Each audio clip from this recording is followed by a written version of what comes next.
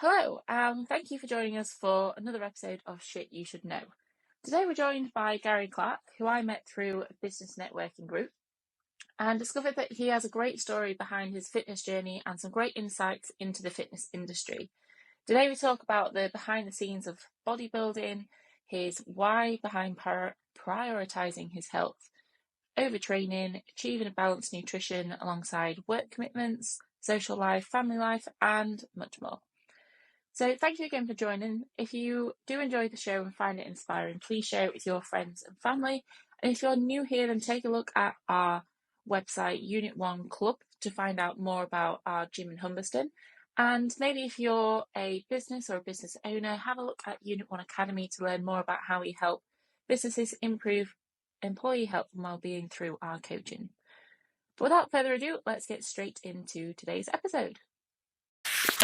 You see a lot of the young kids just promoting the products, whatever it may be, whether it's pre-workout, whatever, and they're all jacked, etc., etc. And I remember saying to John Clark one day, I said, "You know, John, I said, I never see a guy my age up on there." He said, "No, you don't, do you?" And I said, "No." I said, "Sure, they're missing a trick, aren't they? Because it's all right aiming at the younger market, but there's guys like me, knocking on kind of thing, what still would be interested in taking pre-workout or whatever supplement product it is." And he went, "Yeah."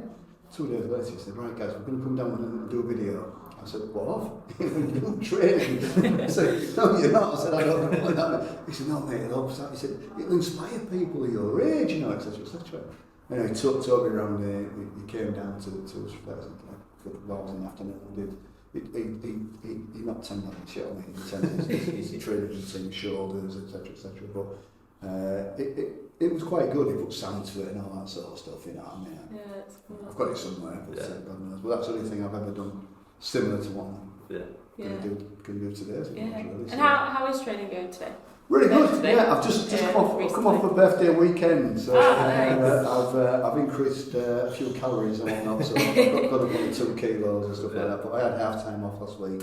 Spent some time with my daughter, saw a bit of my son, and then. Oh yeah, what did you get up to? Because you said. A bit of everything really. Yeah. Fortunately, I did it. The weather was kind, so I got up to a bit of all sorts with my daughter. Caught up with friends. Lives in Weatherby in Harrogate, which I've been meaning to catch up for ages.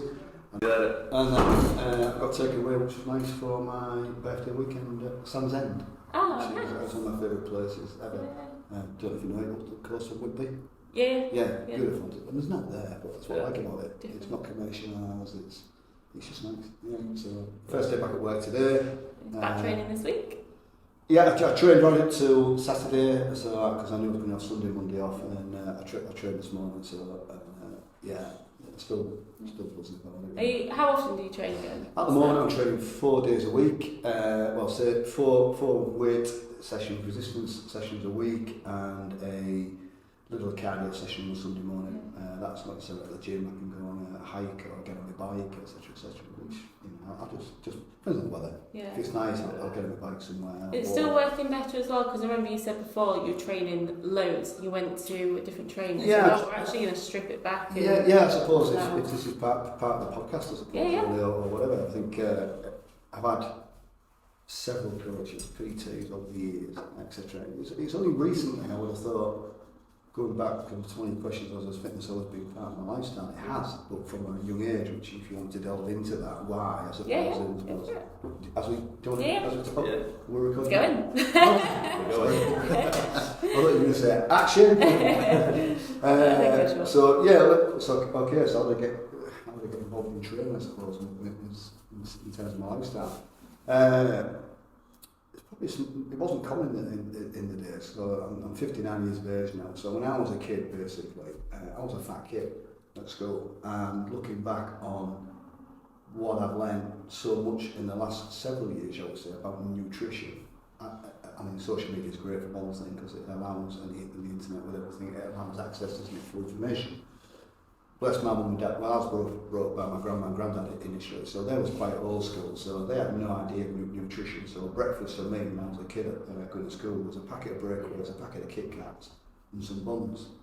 So you imagine the sugar, the carb and everything like that, but I didn't know any different, mum and dad didn't know any different at the time. And at that age, wasn't very active apart from walking to and from school, but school was literally 2 minutes from where I lived at the time. So it was quite, I suppose, from a young age, being a fat kid.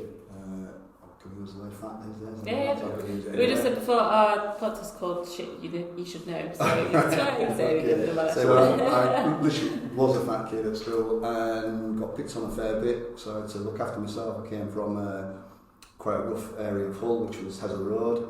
Hezza Road is still there, but it was all the fishing community. That's where it was born and bred, really, I suppose, on there. So you had to look after yourself, but not so much, as I say, it was quite a rare thing in them days. There was probably me. That was it. And another kid maybe at school that was overweight, I suppose, really. And it wasn't until I was probably 12 years of age, and I joined the Army Cadets, and it was something, because I come from a military family, I suppose, with mum and dad and brother-in-laws at the time, but it was something I always wanted to go into, was the military, the Army in particular. And it wasn't until I got the age of 12, joined the Cadets, but I'd started to lean off, so to speak, a bit as you grow up, etc. And then that was the point where I thought, right, no, if I'm going to join the Army, which seemed a long time away at the age of 16, that's still 4 years ago, I'm going to get myself fit and go in camps and stuff like that. So I kind of started that journey, and I always remember doing little runs and whatnot with plastic bin liners on. And that old trick. Old school, yeah. Used to sweat all the way I remember years gone by in the shop. Mum, where's the scissors gone? Because you must be cutting the sleeves out of the plastic bin liners. I wasn't running very far, but I was running enough to get a sweat on. And again, looking back, I probably ran around the block maybe, and something like that. But I suppose for a 12-year-old and doing that kind of exercise. And then I started, working out, so to speak. What did I go and buy in the day that was called a bull worker? A what? A bull worker. Bull worker. You see, there's something, you're looking at it as what the hell, so if you Google a bull worker, what it was this piece of apparatus, which was like a steel tube, with two handles out the side, and it had like cables out the side. Yeah. So you could do extensions, you could do cows, etc., etc. It was very, very old school. My dad had one in the garage. Similar to that, in essence. But so I bought myself a bull worker. I also improvised with a broomstick and bricks at the end of the broomstick to do curls with, because we couldn't afford the proper gear, I suppose, really. It wasn't until one Christmas I got bought some plastic weights that you fill with water or sand. Yeah. So again, it was in the bedroom, but it was that kind of journey that I started on to kind of get inquisitive about training, I suppose, really. And then started to as I became an older teenager, definitely 14, 15, started to lose, it was just dropping off, etc. But obviously started to train a little bit more to go into the army at that point. And it wasn't until I got into the army that it was literally got out of your bed at 5:15 in the morning. You were showered, you were shaved, you were ready for inspection, and part of the army has been physically fit, I suppose, really. So coming out of the army, I was primed, I suppose. So we did weights in the army and such, but not to the extent when I started coming out of the army, coming into civilian life, I suppose. Do you think that a lot of the regimes and the mindset and stuff that you did in the army has also helped you maintain fitness and that kind of lifestyle outside? Very much so, yeah. I think looking back, I look at my own son at the moment. He's a teen, he's 19, so and he gets height from 6'1" or 2. I'm Tom Cruise, I think. His mum's no Angelina Jolie either, but she's in the show, so I don't know where he gets height from. But again, he went through a similar stage of putting weight on at a similar age to what I did, I suppose, and being a fit dad, I suppose. I was getting him out on the decking, I was making him do burpees, doing sport, doing children in the years of it. Way to make him love fitness. Do burpees. Everybody loves burpees, that's right, yeah. And all sorts, but it's only now that he understands why I was trying to, I suppose, inspire him to get fit. So. Is that a big thing for you as well, to be a role model for? Very much so, yeah. And I think this is probably going back to one of your questions, one of the whys, I suppose. But definitely from a military perspective, military background, yeah. I mean, I'm still at this age, I suppose, where tell me what to do, I'll go and do it, kind of thing. And I suppose a bit like that's the philosophy I do for my training. So if I employ a judge to work, construct a program from there and just say, right, I don't care what's on it, you know, you say, go through that wall, I'll go through that wall, you know what I mean? I'll just do it. It's always been the kind of nutrition side of it, which has always probably been, and I think most people, I suppose, may struggle on the nutrition. Yeah. Some will struggle on the training side as well, but going back to, did that put me in good stead? That put me in good stead for a lot of things. You know, having that discipline, having that respect for authority, and, you know, I'm a big believer in that in my own children. I think it's a big, another conversation we can have about lack of respect on another podcast. Maybe. We can go on tangents, yeah. But I think looking back, it certainly helped me, and it certainly put that kind of cornerstone in my life really to make myself, you know, be disciplined. If I'm going to do something, stick to it. I suppose, really. And when you think of kind of your reason why of doing it, do you have a long-term goal in there? Do you have like a main purpose? Like how has fitness been something that you've kept up with since you were 16? You said. Yeah, well, I would say let's start from the age of 16. Because when I think before that, not so much. I mean, like I say, now these days there's so much you can access, isn't there? You know, there's so much open to you in terms of recreation, in terms of keeping fit, as opposed to there was in what I was. So, yeah, because you watch YouTube videos, have apps. 1979, 80, you know what I mean? Christ almighty, looking back at some of the stuff, and you know, there were gyms available, but it was like little backstreet gyms kind of thing.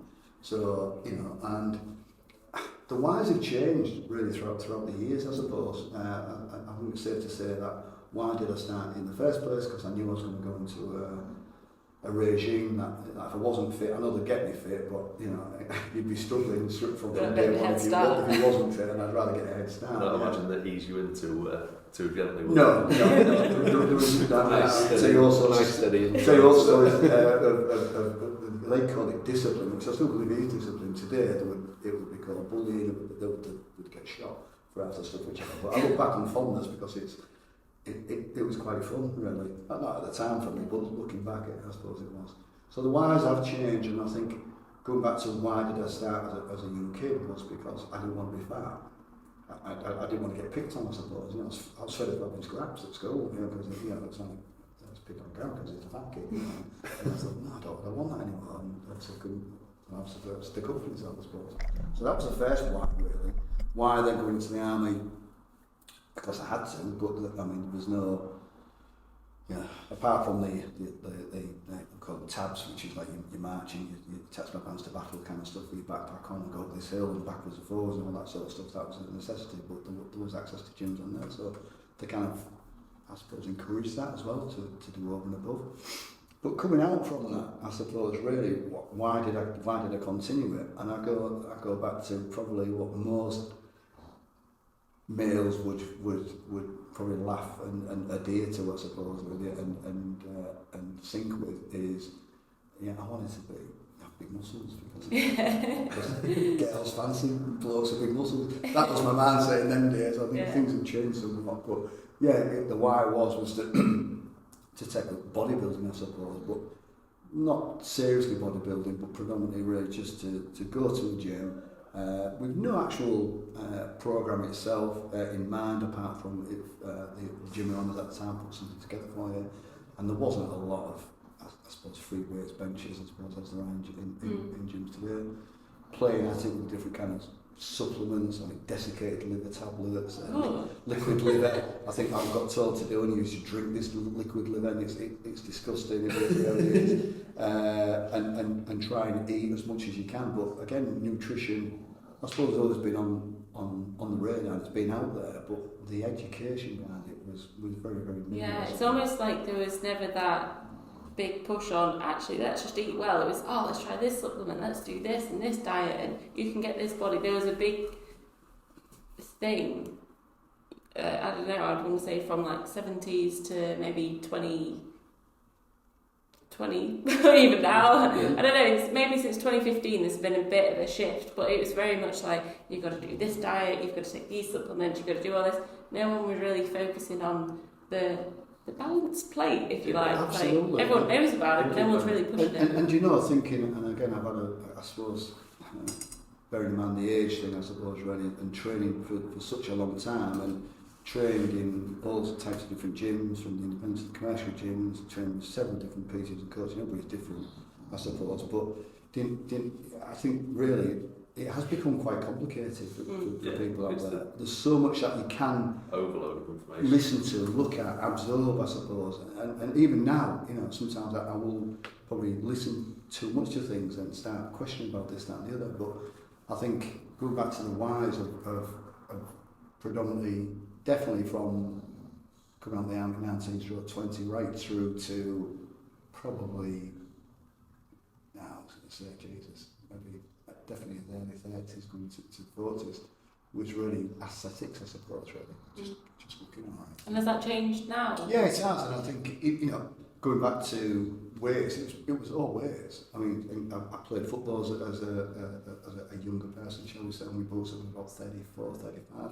I enjoyed the football, I enjoyed the teamwork on that. I was quite a decent player in the day as well, but I was big and heavy, because I was banging the sides on, etc., etc. So the bang out at the back on in the midfield, and that was it, because I couldn't run otherwise. But there was no conditioning, shall we say, there was no cardio in that respect, especially in what I was interested in at the time. And it's only recently that, I suppose, when I became a dad for the first time, so I kind of flipped my training routine as well, I suppose.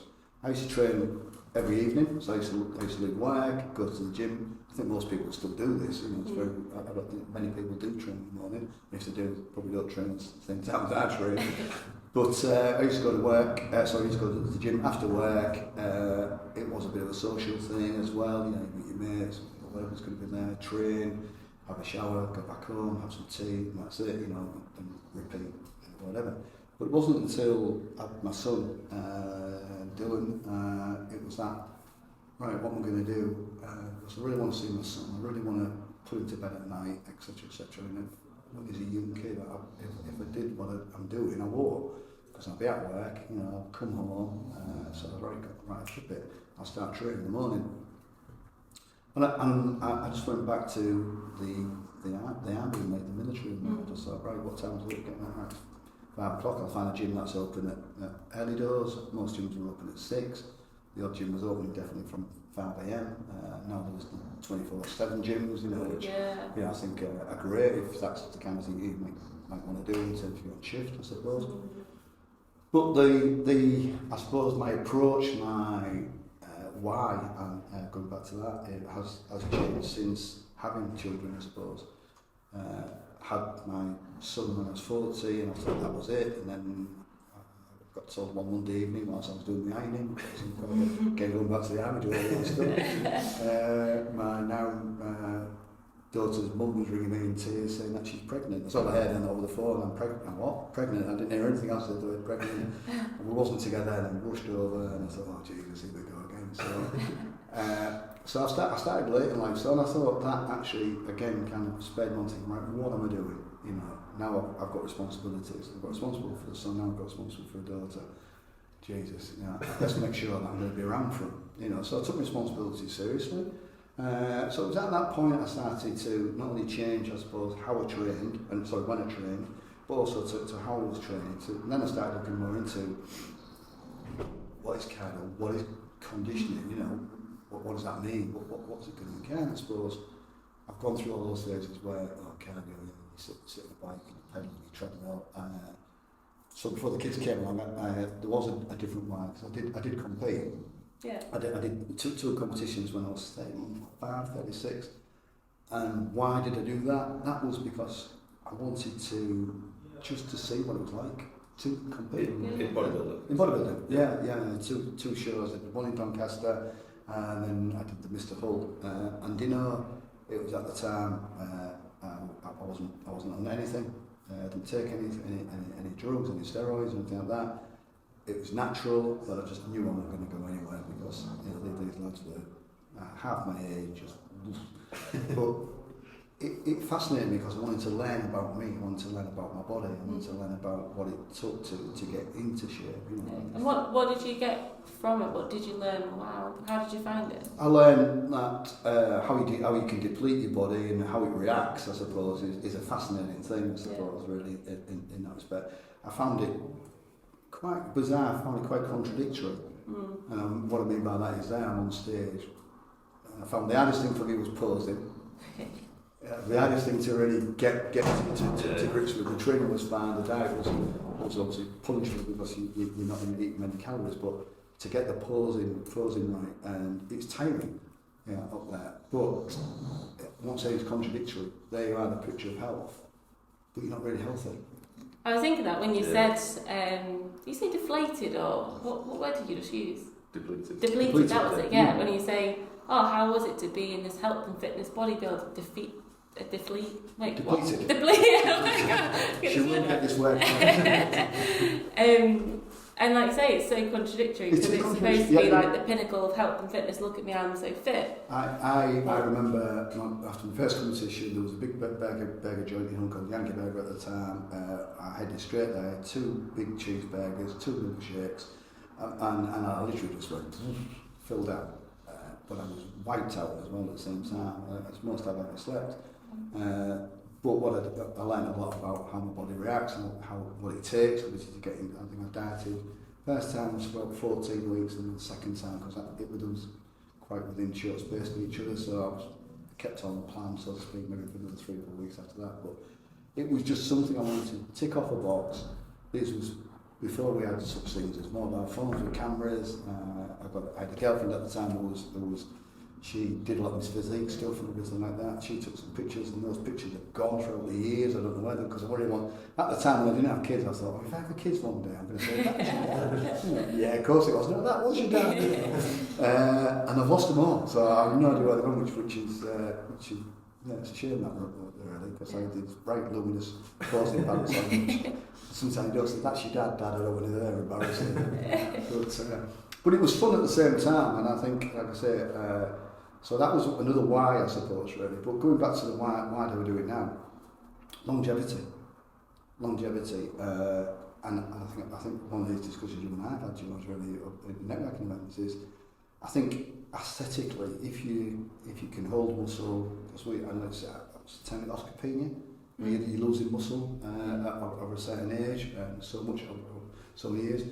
I think I've been quite fortunate that I've retained so much muscle, but I put that down to training, I suppose, the resistance training, I put into the consistency. And what people don't get, and I see it, you will see it all the time, being in the industry, but I see it all the time from, I've got friends, I've got family, I suppose, and who will go to the gym in January, because it's dry January and it's the New Year and stuff like that. But I don't think they understand and don't realise that how much it takes to get into really good shape. No matter what they want to do it for, any specific reason. It's hard work. We say that's members as well. We have a lot of people that come in, and after 8 weeks they're like, oh, so how do I get this then? It's like, it's going to take a long time. And now we've got a lot of members that are trained for 2 or 3 years with us. They're now seeing those changes. They're like, wow, God, it really does take time. It's like Melanie, yeah? You try Melanie. I watched one, them two, Erin and Monica, they need their own TV show, by the way, they keep telling me. But I saw obviously you did something that's fair, and I've said, well, congratulations, because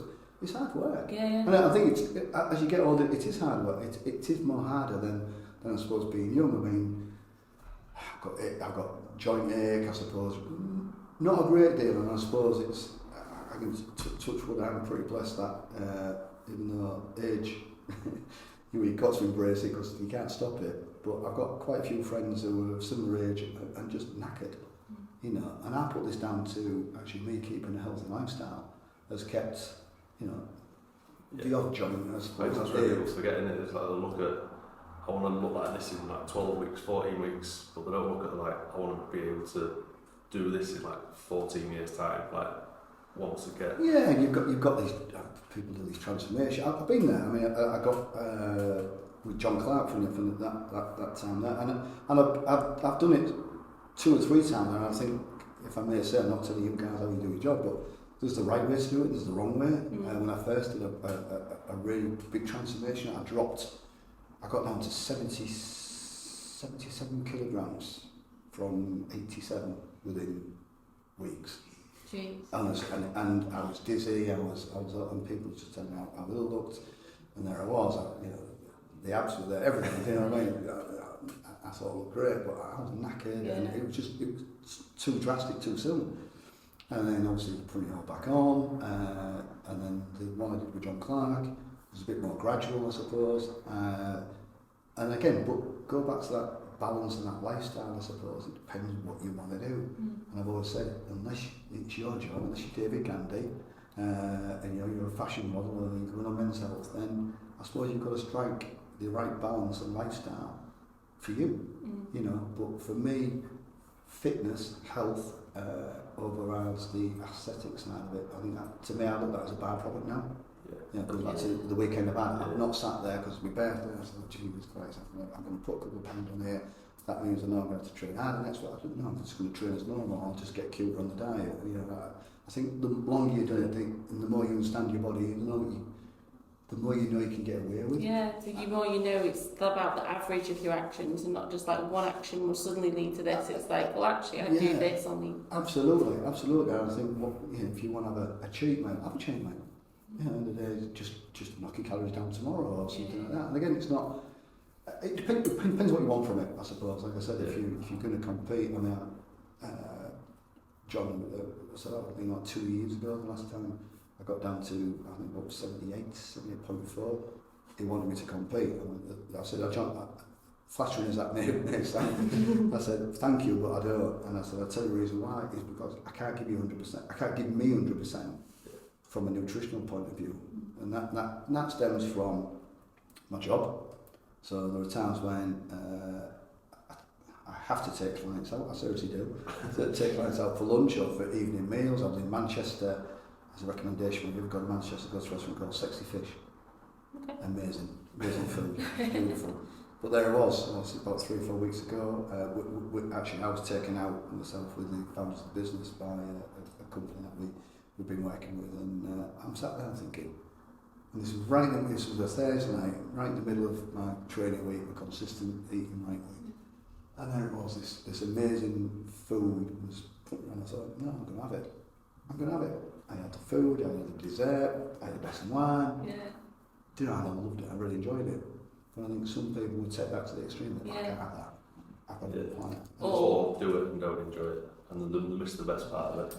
So I go back to that point where I think you know, I still enjoy the training. I still, you know, people say, "Are you mad?" I mean, my son, he still can't believe that I get up at 4:45 and I'm showered and I'm on the way to the gym just after 5 o'clock in the morning. in the morning, I get there for 5:10. I'm finished at the gym. My workouts consist of resistance training. And 3 of the 4 sessions that I currently have at the moment, I have conditioning at the end. So the conditioning can consist of, for this morning, for example, the conditioning consists of 2 lengths of the track, farmer's walk with 60k, 12 chin-ups, double press by 8 reps with 15k, followed by 250 ski legs. 4 hours on. Wow, yeah. So it takes, that's about 11.5 minutes for me. And like when you say compared to friends and people that you know, they wouldn't be able to just do that at the beginning of their day and then go about the rest of their day feeling more energised, feeling productive and keeping up with the demands of the day. But actually you doing that makes you fitter and you have more energy for the day. Absolutely, and I put it part as my working day. That's my philosophy. That is part of my working day. I remember when I joined AP Robinson, bizarrely, I wasn't asked to do a presentation, but I'm sat there, before my first day of work, I thought I'm going to do a presentation, and I called it Gym, Kids and Coffee, because that's what Gary's all about. I go to the gym. Yeah. There's a reason why I go to the gym.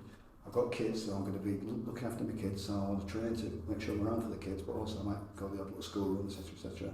And coffee, I said to Andrew, at the end of the day, my receipts will be coffee, because I take clients out, and I love to get people out of the office so I can talk to them better. So it was called Gym, Kids and Coffee, but yeah, it's part of my working day, and I think that's so important because it does set me up for the day.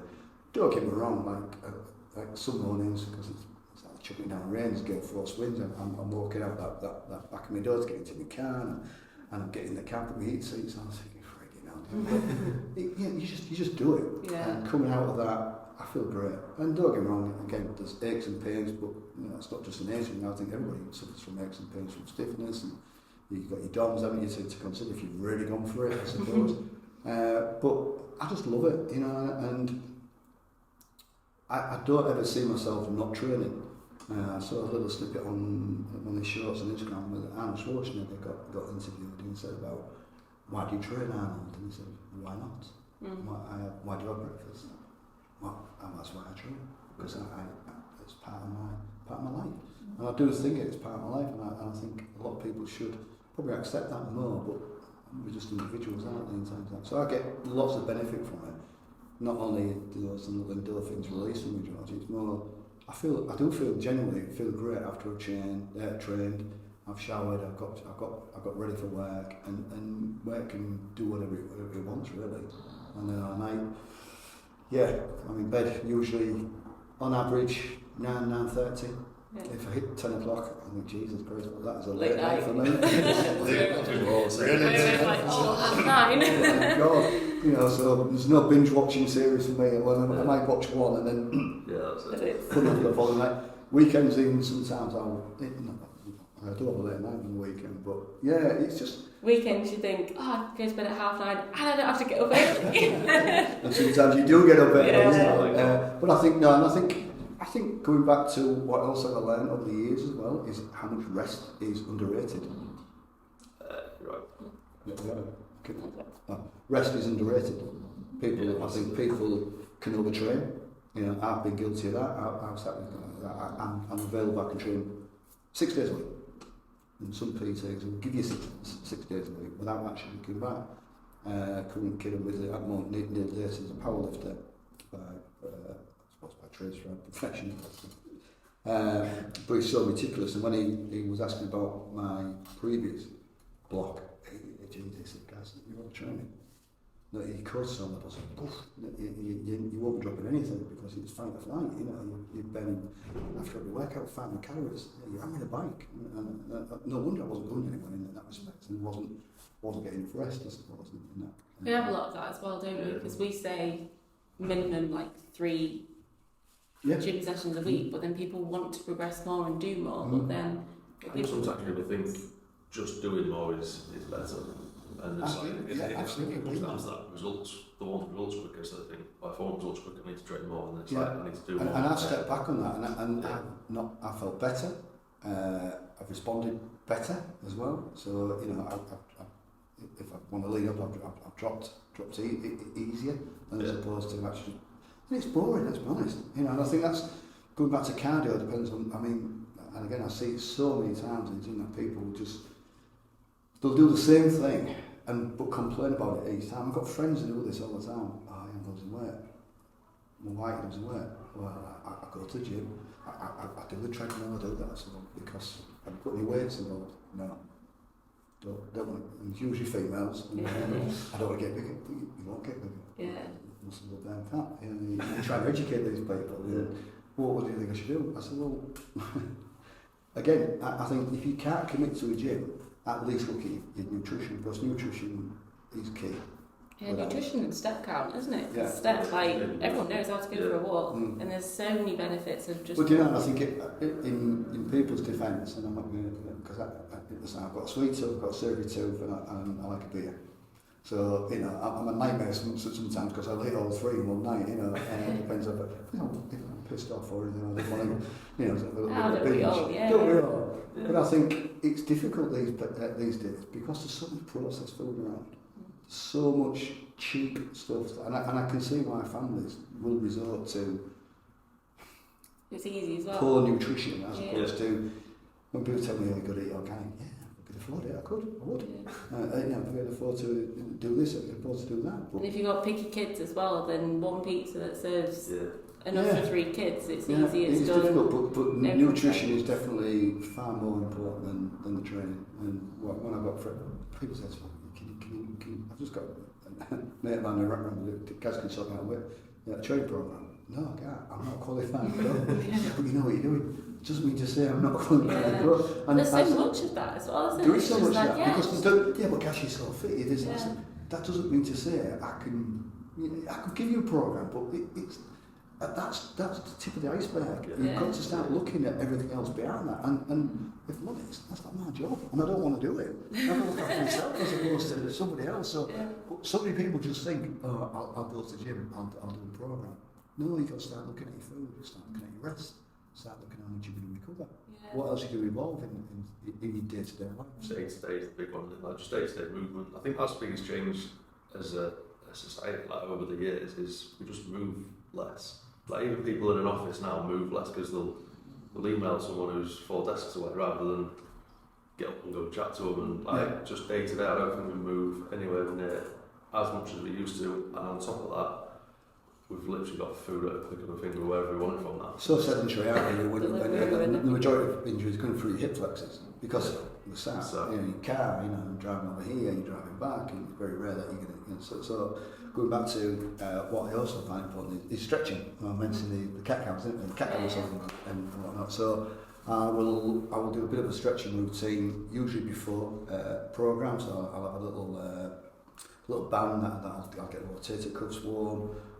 Do some cat cows to warm the back up, do some little leg stretches and whatnot, just to get warmed up, I suppose, really. Not necessarily to be sweating your nuts off, but at least just get your body used to some sort of movement before you start hitting it, especially at a certain age, which you can't just go into the gym and just I think you can sometimes, but I can't. So the whys have changed, but definitely at this moment in time, it is for longevity, it is for, hopefully I'll be around for some time. I did read a book recently by Dr. Peter Attia, longevity, really interesting. Yeah. But that was more about, the inner body and don't know what's going on inside your body. What's that called? Longevity, I think. Longevity. I'll send it to you guys. It's really interesting. But that's such a different take on it because I don't know what's going on inside your body, but we can do all we can as much outside. Have you got your blood test results back? Yeah. Yes, I got them. Yeah, I'm still waiting for a call from the doctor they're professional to talk through them all and stuff. You just said about doing the inner workings. There's a local business that takes the blood tests and reviews it all. Is this with,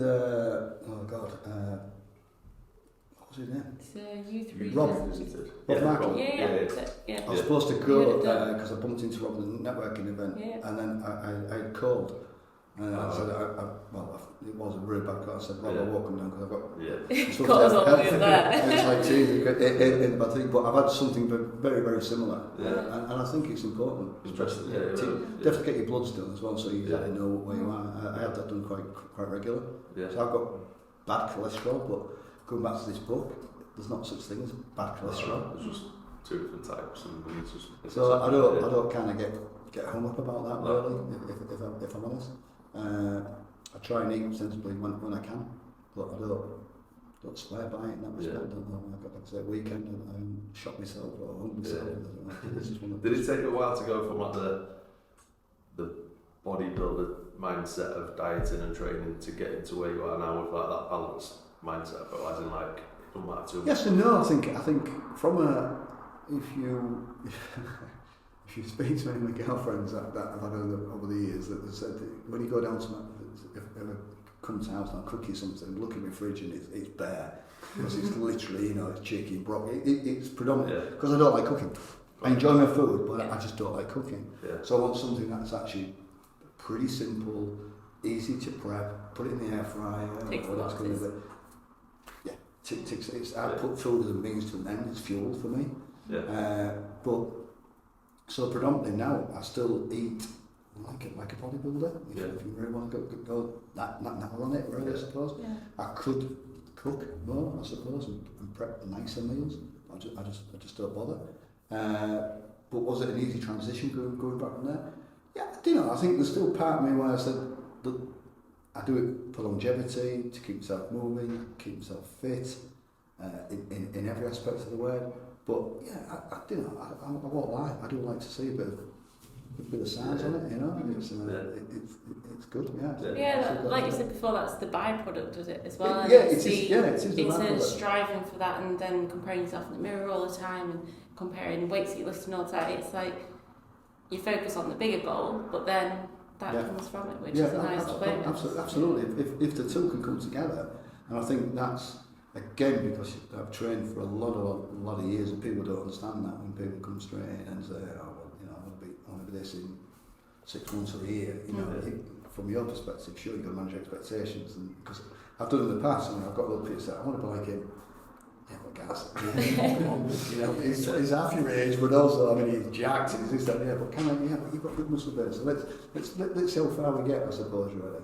So I will flip from time to time that, you know, my proud goal is fitness. Yeah. All of us want to look better and look good, like that's always there. Why wouldn't you? You know, I suppose, really, I think from both male and female perspective, and what's look better depends on everybody's variation. Exactly. What look better is clothes hang off you better, fit you better. So sometimes when I was a bodybuilder, I used to wear the not daft gear, but you just look stupid, you know. But at that time, I just didn't bother with that. You know, and I guess with feeling like you can, like, say what looks good is different for everyone, but if you feel like you look good, that brings confidence into everyday life. You know, and I think the big thing for me as well, and I probably get embarrassed with this, but that's what let it all out, I suppose. I do get a lot of compliments, which is nice. Yeah. You know, and I think going back to, and when I do say how old are you, what usually comes in, how old are you? And when I say it, they'll say, no, how old are you? No, because they can't get their head around that. I'm nearly 60, but I'm in decent nick. Well, I said, well, yeah, but I've been training for a lot of years. You know, that's the difference, really. This hasn't just been the last couple of years, it's been Christ, all my life. And it's how much energy you have for everyday life as well, isn't it? Because I went on a course a couple of weeks ago, and the instructor, she was complaining about being 55 and complaining that she might have to work till 72. She was getting down on the floor like really slowly, like, oh god, I can't be doing this until I'm 72. And I kind of blurted out, oh, come try it, you'll be able to. Just because it's like, I can't believe that 55 is young and she's acting like she was 80-year-old because she hasn't trained, no ability work, no like anything, you can tell. And it's like the difference of, like you said, the resistant band work, stretching or going for a walk, and then strength training as well. It just gives you that ability to cope with everyday life better. It's a mindset, George. I think you know, like I said, I think you've got to embrace your age. You can't stop it. You know, it's one of those things you can't slow it down, are they? You know, you can't think, oh, gee, I don't want to be 60, but I'm going to be 60 next year. So the kids remind me at weekend. Yes, next year, kids. You know, but I think you know, looking at that, I just think, yeah, I have aches and pains all the times, and it's an old person thing. When you make a noise and you go, oh, you know, you get it's not that you're doing it. I do that as well. You've got to you know. But I think, and I see it all the time, if I'm honest. I mean, the gyms I've been to, and I still see the gym map. I've got this one particular guy I'm meeting him, and he takes the class in the morning, and I see these people. They're there, they're trying to get fit, they're probably going to be trying to lose weight, but I don't see any change, and I see some of the technique, and that's what I like about the new course, because it is about technique. And I think people, and I've been there before, when I used to bodybuild, bodybuild with bandages around my knees, around my elbows, just because I thought it was cool, because everybody else did it with lifting big weights, not knowing, 20, 30 years down the line, that will have some sort of bearing on the overall physicality of it, your posture, you know, little lower back issues from time to time. But again, over the years, I've worked more on my glutes, worked more on my hamstrings, more the core work to strengthen all that up. So again, for me, whilst people will have injury, will have problems, I think weights, focus properly on certain areas and specifically building on certain areas will improve your overall health. And it's been a testament of that, because I've struggled in the past. Definitely with a lower back, playing a lot of golf. What has it enabled me to do? It's, by keeping fit and healthy, is to allow me to play another sport. So again, I'm a physical kid, I mountain bike, I play golf, I love hiking, you know. So I suppose by doing what I've done over the years and keep on doing that still allows me, as I get older, to hopefully maintain that kind of thing, you know, I just love it. You know, I just love the adrenaline side of mountain biking, I throw myself off cliffs and tops and rocks, and argue with trees, they always win. But again, someone's like, why have you taken an extreme sport at your age? Why do people take an extreme sport at any age? You know what I mean? Yeah. Still, no, because I'm old and as opposed to some of the young, you still got the same dangers, I suppose. Yeah. But Yeah. we don't balance as easy. Yeah, And I'm going to. Sorry, I'm just going to have to leave you to. That's right. I need to go pick my dog. Nice to meet you. Good to chat. So to wrap up as well then, is there anything that for the busy individual that has kids, is busy at work like yourself, but they want to get into fitness and work fitness into their everyday life, is there anything that you've found helps keep on top of things, keep you motivated, keep you striving, moving forward with it, that you think would help for someone else to go and go, actually, yeah, that's what I need to take away. And I think everybody has their own, I suppose, goals, I suppose, really, don't they, for doing that. And I think there's a big piece for education, I suppose, really, in the health and fitness industry. But what will it take? I think you've got to really want to do something in the first place. And I think we've heard all those stories that people will all of a sudden just start doing exercise because they've had a stroke or they've had some sort of really major issue, you know, a heart attack, for example, or whatever. Oh, then I must do something about it. I think for me that one is a difficult one to answer because everybody has their own individual reasons for I suppose, getting off the backside and wanting to do something. But I think... like what's worked for you in your kind of busy environment, busy work life? What is that one thing that's... I think what's worked for me is looking at it as part of my working day. Yeah. And I think probably that's the biggest thing. If people have that mindset, I think that's part, as I do, that's part of my working day, that I get up at, it doesn't have to be at 5 o'clock, you know, I mean, people do work flexible now, you know, so it's not necessarily that they have to be working in the office for 9, they can work from home, etc., etc. I think putting that mindset in place, saying, actually, you know, if I do have children, for example, young children, and I need to be home for school, I need to be this, and help do the homework, then train in the morning. Yeah, you know, do what needs the to gyms be are accessible now. It's not as though it's that you have a gym that's open 9 to 5, so to speak. I think as well a huge thing is that people go, I can't get up that early, or like me and you wake up early, we crack on. It's not like I love doing it, but at the same time, if you go to bed early enough, getting up at 5, you can have plenty of sleep if you go at 9 o'clock, but people don't have the discipline to go at 9 o'clock because they're too busy watching Netflix, on scrolling on the phones, or delaying the next day. Yeah, do you know, like, I think so many people procrastinate on this, and I think, and again, it goes back to flipping that mindset. I mean, before I started training in the morning, I trained at night. What did I do in the morning? If I remember, if I can remember, I probably watched crap on telly, watched bloody the news, which is demoralising, it's negative, and this, that, and you know, and I think, actually, now, why wouldn't I flip that and do something like that? Or get up and go for a walk, even. You know, and I think, my advice would be to do incremental steps. It would be hard for somebody to literally do 0 to then jump into something which is like 3 or 4 or 5 times a week. You know, knock this on the head, knock that on the head, and I'm going to get up at the crack of dawn. I'm going to get to this. Yeah. Jesus, no! I think it's too drastic for that, and I think it's those small changes from each other which I think that makes the big difference. And I think again, a friend of mine, She put weight on the last 3 or 4 years, and I think that's down again to probably menopause or to a time in life, etc. And she, I've set aside a certain amount to go back to first training. I said, "You're wasting your time." What do we go? That's not right. I said, "No, I'm just telling you as a friend, you're going to waste your time because you're not committed to it. If you're going to commit to a personal trainer, for me, a personal trainer would tell us how many times we can commit." What I mean by commitment is, can you turn up at the gym or at the studio and train with? Is that once a week, twice a week, 3 times? And even commitment outside the gym as well. Like, yes, you're committed to the 6 hours. A lot of people initially will go, this 1 hour PT is going to change the rest of my life. So they put all that effort into that 1 hour PT, that's great, done it. And like, that's 1 hour of your whole week. Like, it's the hours outside of the gym that really count. And like you say, like, we sit down and we say, how committed are you? Because yes, you've got this 1 hour, but we're going to be setting those like little steps, like you said, about a 10-minute walk, maybe 2 more pieces of fruit each day, trying to get 1 more glass of water each day, and those small steps take that that 1 glass of wine out of your evening for you, Yeah. because it's sugar, you know, Yeah. and it's stuff like. small So what steps. I recommended was for a month. You can't go don't train, but do some more walking. But try fasting. Just change your well, why fasting? I said, well, it just gives you time to your body to digest, but there's also other health benefits which I'm going to tonight, but you obviously know that yourself.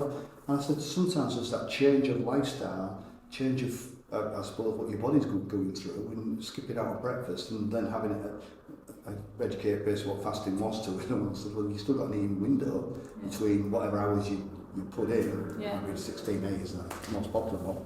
She went, all right. And I said, so I don't know if you're going to eat 1,200 calories or 1,500 calories, whatever your calorie intake is, then still have that. But just that change of lifestyle might just kickstart something. And in a week, she's been doing it for a week and she's lost 3 pounds. There you go. Still more to go, do you know what I mean? But it's a start, and I think what people don't, again, underestimate is, it's hard, I think it's hard to put on muscle than it is to lose weight. Yes. Yeah. And that, when you said earlier about women being scared about lifting weights and getting too big, it's like it takes a long time to build muscle. Like if you ever get to the point of thinking, oh, I'm getting too big, you've got plenty of time to go, okay, I don't want to. When you get there, you I am probably literally don't want baffled, and how many people will go and do the same thing week in, week out, and complain about the same thing that they don't see any change. But as soon as you mention resistance training, what does that mean? Well, weights. Oh Jesus! It's like, well, you know, and it's like, but have you tried it? You know, just put some. I do weights. Really, do we do weights? You know, to the extent of what we should be doing. I love it when the women in the gym, they first come in, and often it is starting off on 5 kilograms or around about that, and because that is what we're naturally able to lift, and then soon after, because it's kind of those newbie gains where you get the neurological benefits, you get a bit more confident with the movement, you understand the movement more, so you can go up in the weights quite quickly, and it's like they're picking up 10s or 12s that they never would have thought, oh, that I can use that. And it's crazy that they then lift that in the gym and that becomes easy, and then it's like, God, the benefits of everyday life. It's like, I always remember for me, it was the hairdryer, because I used to have really skinny arms and never strong. Drying my hair used to eat my arms. And it's like now, like, the hairdryer is nothing. Or carrying shopping back to the car, or carrying dog food, and so it would be hard. But now, like you say, you do farmers carries, all that stuff, it relays into your everyday life. That do you know also people get hung up on weight itself? And I think we've all been guilty of it. I've been. You know, I think, oh God, I've not lost weight. I've not. You know, actually, Jesus, it's really how you look. Yeah, isn't it? And with weight, I heard once that it's just the amount of force you're exerting on the ground. Like, why do we put so much emotion and so much meaning behind how much force we're exerting on the ground? Like, that's all it actually is. It doesn't tell you anything about your health, anything about your mental health, or how your body's actually working. It's just how much force you're putting on the ground. Yes, if you weigh more, you put more force on the ground. It might be because you're a bit bigger, so obviously you have other health implications. But to just focus on that, when there's so many other habits and lifestyle factors you can look at, is that why do we look at this force all the time? Do you know, I think even more so, I think healthy lifestyle has to be more important these days than ever. I think because of the busy lives that we lead, in terms of stress, you know, I mean, there's good stress and bad stress, but I don't think as many people can differentiate between the two, because they say we're stressed, and which obviously can lead to all sorts of illnesses and strokes, etc. But I think, you know, being fitter, or as fit as you can be, will help in an awful lot of ways for me, and I think that's why people kind of miss that little point for me. And people want to be fit think that they want to be fit and have a six-pack, look good on the beach or anything, but don't realise that you don't have to love fitness and love the gym to have the benefits of being fit in everyday life. Like you said before, keeping up with the work life, being able to keep up with kids, being able to go out for a meal and not feel bad or guilty because it's not the healthiest thing, but knowing that actually this is part of my lifestyle and I can actually just enjoy it. But you don't have to love the gym and love fitness for it to be a part of your lifestyle and you to have the benefits that you'd love. If that makes sense. No, it does. It absolutely makes sense. And there's lots of benefits of keeping fit and training. You know, for me, and I think people kind of, I don't know how. It's difficult, I think, from your perspective to get those messages over, I suppose, really, isn't it? And is it a hurdle for most people? Yeah. You know, and I think, like I say, from my perspective, when people have come up to me and said, "Oh, can you advise me to do this and advise me to do that? And how would you train this? How would you train that?"